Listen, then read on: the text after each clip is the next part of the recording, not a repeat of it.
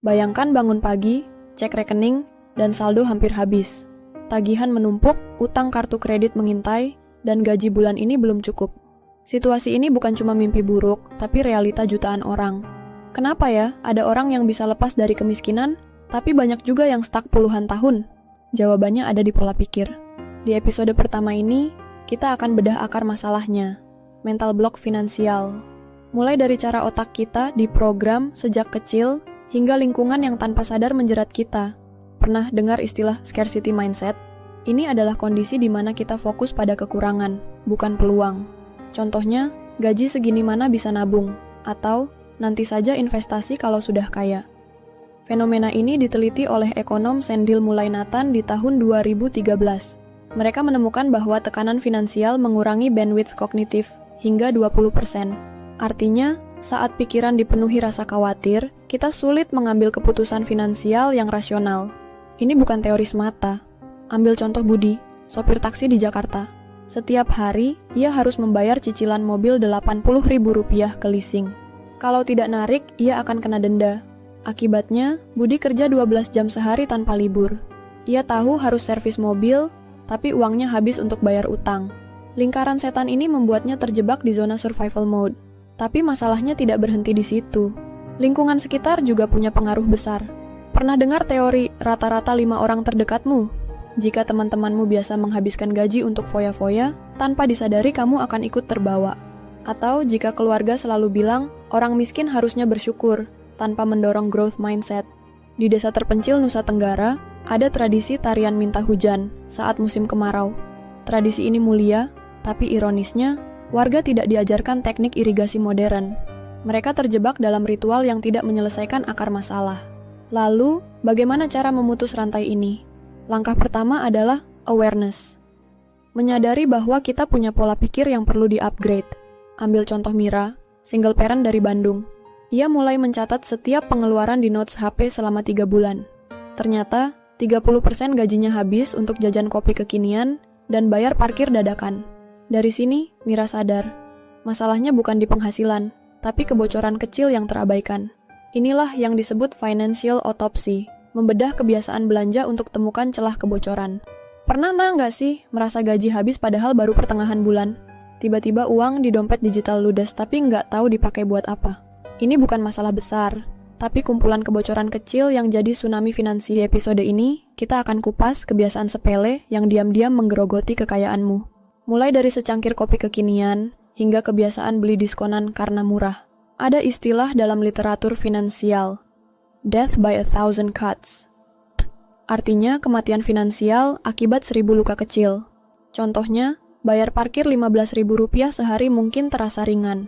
Tapi dalam setahun, itu bisa mencapai hampir 5,5 juta rupiah. Di tahun 2019, riset Bank Indonesia menemukan fakta mencengangkan. 67% masyarakat urban menghabiskan lebih dari 10% penghasilan untuk gaya hidup biar dibilang modern. Termasuk beli kopi Rp18.000 tiap pagi, atau langganan 5 aplikasi streaming sekaligus. Mari kita ambil kasus Rina, karyawan swasta di Surabaya. Gajinya 9 juta sebulan, tapi selalu minus di hari ke-20. Setelah di-track, ternyata tiap hari ia habiskan kopi pagi Rp20.000, makan siang delivery Rp35.000, biaya parkir Rp20.000, bayar tol pulang pergi Rp12.000, total sehari Rp87.000, dalam sebulan 20 hari kerja Rp1.740.000. Padahal dengan masak sendiri dan bawa tumbler, pengeluaran bisa dipangkas separuh. Tapi kenapa kita sulit mengubah kebiasaan ini? Ahli neuroscience, Dr. Taufik dari UI menjelaskan fenomena pain of paying. Otak kita lebih sakit saat mengeluarkan uang fisik dibandingkan transaksi digital. Makanya, gesek-gesek kartu atau e-wallet terasa tidak nyata. Contoh ekstrimnya ada di kasus Aldi, mahasiswa di Yogyakarta. Ia terpaksa menjual laptop karena hutang pay later mencapai 13 juta rupiah. Awalnya cuma beli headset Rp400.000 pakai cicilan. Lalu tergoda promo gratis ongkir yang akhirnya bikin belanja nggak terkontrol. Tapi bukan cuma gaya hidup. Kebiasaan tidak mau repot juga berbahaya. Contoh, bayar jasa antar jemurut baju padahal punya mesin cuci di rumah. Biaya 100.000 per minggu jadi 5 juta setahun. Lalu, bagaimana cara mendeteksi kebocoran ini? Coba teknik 3 why analysis ala CEO Jepang. 1. Kenapa saya beli kopi tiap pagi? Agar tidak ngantuk saat kerja. 2. Kenapa harus beli? Karena malah nyeduh sendiri. 3. Kenapa malas nyeduh? Tidur telat, jadi buru-buru. Dari sini, akar masalahnya adalah manajemen waktu, bukan kebutuhan akan kafein. Sekarang, ambil contoh positif dari Andika, tukang ojek online di Bekasi. Dia alokasikan Rp50.000 per hari untuk nabung logam mulia. Setahun terkumpul 18 juta, diputar jadi modal buka warung sembako. Kini penghasilan tambahannya setara dengan pendapatan utama. Kuncinya ada di stand-up penyaringan bertahap. Tahap 1. Identifikasi semua pengeluaran di bawah 100.000. Tahap 2. Kategorikan mana yang need dan fake need. Tahap 3. Ganti kebiasaan dengan alternatif lebih murah. Contoh, ganti langganan Netflix dengan perpustakaan digital. Atau kumpulkan receh di celengan digital, seperti aplikasi. Kalian pasti pernah dengar cerita orang kaya yang hartanya terus bertambah, meskipun mereka tidur. Bukan karena mereka punya mantra ajaib, tapi karena paham aritmatika finansial yang berbeda. Di sekolah, kita diajari menghitung laba rugi, tapi tidak cara membuat uang bekerja seperti mesin cetak uang. Mari mulai dengan kisah dua bersaudara di Semarang, Rudy dan Rian. Di tahun 2010, mereka menerima warisan masing-masing 100 juta rupiah. Rudy beli motor sport dan TV layar lebar. Rian beli 3 mesin jahit bekas dan buka usaha konveksi kecil. 5 tahun kemudian, motor Rudy sudah rusak, TV-nya ketinggalan zaman. Sementara Rian punya 6 mesin jahit, mempekerjakan 5 orang, dan omzet 20 juta per bulan. Inilah perbedaan fundamental. Aset for liabilitas. Konsep ini dipopulerkan Robert Kiyosaki, tapi mari kita lihat versi Indonesia. Aset bukan cuma tanah atau emas. Segala sesuatu yang menghasilkan arus kas positif itu aset. Contoh, motor yang dipakai buat ojek online, atau laptop untuk freelance design. Tapi ada satu konsep yang lebih dahsyat. Bunga berbunga I. Albert Einstein pernah menyebutnya sebagai keajaiban dunia ke-8. Di Indonesia, ada kisah nyata Mbah Samin, pensiunan guru di Kediri. Dia mulai investasi emas sebesar Rp500.000 per bulan sejak 2005. Dengan kenaikan harga emas rata-rata 10% per tahun di 2023, nilainya sudah mencapai hampir 300 juta rupiah. Padahal total modal cuma 108 juta. Ini baru dari emas. Bayangkan jika kombinasikan dengan instrumen lain seperti saham atau reksadana. Tapi kenapa hanya sedikit yang melakukannya? Riset OJK di 2022 menunjukkan hanya 17% masyarakat Indonesia yang punya produk investasi. Sebagian besar masih terjebak mitos, berinvestasi butuh modal besar. Padahal, lihat kisah Dian, penjual cilok di Medan. Dia menyisihkan Rp5.000 per hari untuk beli saham blue chip via aplikasi. Dalam 3 tahun, portofolionya mencapai 10 juta rupiah. Cukup untuk bayar DP mesin cilok otomatis. Sekarang, kita masuk ke rumus rahasia orang kaya. ROI, Return on Investment. Bukan sekadar untung rugi, tapi menghitung waktu yang dibutuhkan agar uang kembali. Contoh, Budi mau buka warung kopi dengan modal 15 juta. Jika per bulan bisa untung 3 juta, ROI-nya 5 bulan. Setelah itu, semua keuntungan adalah uang dingin yang bisa diputar lagi. Tapi orang kaya tidak berhenti di situ. Mereka menggunakan prinsip leverage. Seperti kisah Sarah, ibu rumah tangga di Makassar yang jadi reseller frozen food. Modal awalnya cuma 2 juta untuk beli produk sampel. Dia manfaatkan grup WhatsApp tetangga sebagai pasar. Setelah orderan masuk, dia pakai uang DP dari pembeli untuk beli stok ke supplier. Dengan begitu, bisnisnya bisa jalan tanpa modal. Namun, ada satu kesalahan fatal yang sering dilakukan pemula, menganggap pendapatan ipon kekayaan. Gaji 20 juta tapi habis untuk cicilan mobil dan apartemen. Itu ilusi. Lihat tabel perbandingan ini. Karyawan A, gaji 15 juta, pengeluaran 14 juta. Aset motor, HP terbaru. Kekayaan bersih, minus karena punya kartu kredit. Pedagang B, penghasilan 10 juta, pengeluaran 6 juta. Aset, gerobak bakso, tabungan emas 20 juta. Kekayaan bersih, positif 14 juta. Siapa yang lebih kaya?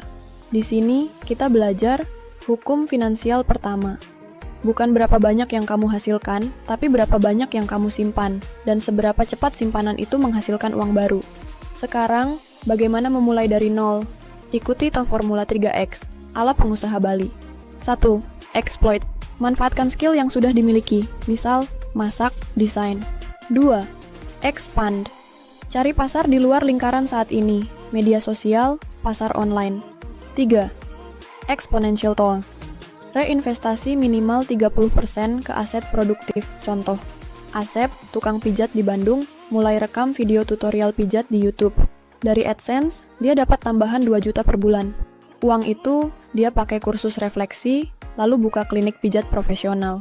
Tapi ingat, semua ini butuh iut disiplin neraca. Buat pembukuan sederhana, aset kiri, semua yang menghasilkan uang. Liabilitas kanan, semua yang menguras uang. Ekuitas, aset, liabilitas, lakukan evaluasi tiap bulan. Jika kolom kanan lebih berat, saatnya detox finansial. Pernah lihat gerobak soto pinggir jalan yang tiap pagi antreannya sampai ke jalan raya? Atau pedagang bakso yang tiba-tiba punya cabang di 5 kota? Ini bukan keberuntungan, tapi hasil dari strategi bertahan dan menyerang yang jarang diungkap. Di episode kali ini, kita akan telusuri perjalanan orang-orang biasa yang berhasil break the chains of poverty. Mulai dari mantan TKI yang jadi eksportir keripik hingga penjual telur asin yang go digital.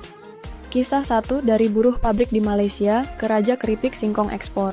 Siapa sangka Sri Wahyuni asal Blora pernah bekerja di pabrik elektronik Malaysia dengan gaji Rp1.000.000 sebulan.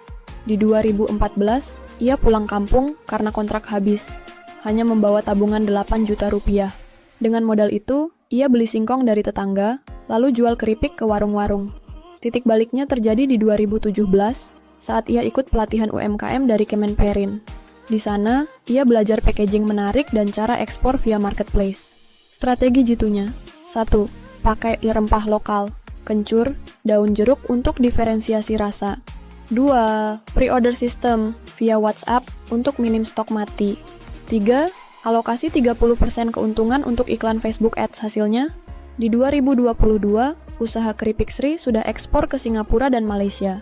Omsetnya mencapai 200 juta per bulan, dengan margin keuntungan 40%. Kisah 2, soto ambengan yang jadi rebutan investor. Kalau ke Surabaya, pasti kenal soto ayam ambengan Pak Joko. Tahun 2008, warungnya nyaris bangkrut karena sewa tempat naik 300%. Daripada menyerah, Pak Joko justru rebranding radikal. Bikin sistem franchise dengan modal awal 15 juta. Standarisasi rasa pakai bumbu frozen. Buka layanan antar keliling pakai motor khusus tahun 2018. Salah satu franchise-nya di Sidoarjo viral karena ada selebgram review. Kini, mereka punya 120 cabang dengan sistem bagi hasil 50-50. The analisis, apa pola yang sama dari kisah-kisah ini? Dan 1. Leverage teknologi sederhana. Sri pakai Facebook Ads, Pak Joko pakai sistem franchise via WhatsApp. Menurut data Kominfo 2021, 68% UMKM yang go digital mengalami peningkatan penjualan. 2. Profit reinvention. Mereka tidak menumpuk profit di rekening, tapi memutarnya ke pengembangan produk, pelatihan SDM, pembukaan saluran distribusi baru. 3. Community-based marketing. Sri bagi-bagi sampel ke PKK setempat, Pak Joko buat program soto gratis tiap hari jadi kota. Cara ini membangun loyalitas alami tanpa biaya iklan besar. Kesalahan fatal yang sering terjadi. Bukan semua kisah berakhir manis. Lihat kasus Butini di Malang yang jualan klepon. Usahanya bangkrut di tahun 2020 karena terlalu cepat buka 7 cabang tanpa sistem jelas, mengambil pinjaman online dengan bunga 30%, menolak pakai aplikasi kasir karena ribet. Ini mengajarkan kita hukum besi bisnis mikro. Scale up hanya setelah sistem, tim, dan arus kas siap di level tersebut. Template action. Dipapasal 5 pertanyaan sebelum scale up. 1. Apakah margin keuntungan sudah stabil di atas 20% selama 6 bulan? 2. Adakah sistem backup jika supplier utama berhenti? 3. Sudah tes pasar di wilayah baru dengan model pop-up store? 4. Apakah tim inti punya kapasitas handle ekspansi? 5. Punya dana darurat setara 3 bulan operasi? Kisah 3. Telur asin Brebes yang go global. Siapa sangka, telur asin bisa tembus pasar Timur Tengah. Dewi, sarjana pertanian lulusan IPB, memodifikasi proses tradisional. Pakai omal garam Himalaya untuk citra premium. Kemasan vakum dengan desain kaligrafi, ekspor via platform B2B kuncinya. Ia ikuti program Kementerian Desa yang danai pengurusan halal certification senilai 25 juta. Kini, perusahaannya ekspor 100.000 butir per bulan ke Uni Emirat Arab. Apa yang bisa kamu pelajari hari ini? 1. Jebakan tradisional ia kolot. Banyak produk lokal punya nilai jual tinggi jika dipoles dengan inovasi kecil. Contoh, dodol Garut dikemas sebagai gluten-free energy bar. 2. Seni memanfaatkan program pemerintah dari KUR, Kredit Usaha Rakyat, sampai pelatihan BBI, Bangga Buatan Indonesia. Ini adalah cheat code yang jarang dimanfaatkan maksimal. 3. Ekologi bisnis. Sri sengaja buat pabrik keripik dekat perkebunan singkong. Pak Joko pilih franchisee di daerah yang belum ada pesaing sejenis. Tantangan interaktif amal satu produk lokal di sekitarmu. Beri satu ide peningkatan nilai jual, packaging, positioning, atau distribusi. Tulis di komentar, siapa tahu ada investor yang tertarik. Pernah dengar cerita orang yang tiba-tiba kaya karena investasi ajaib, lalu hilang entah kemana? Atau kenalan yang gajinya naik 3 kali lipat, tapi hidupnya malah makin sempit? Inilah sisi gelap perjalanan finansial yang jarang dibahas. Jebakan yang justru makin mengikat kita dalam kemiskinan. Di episode pamungkas ini, kita akan berburu siluman yang menyamar sebagai jalan pintas menuju kaya. Mulai dari skema investasi berkedok agama hingga ilusi lifestyle upgrade yang bikin kantong jebol.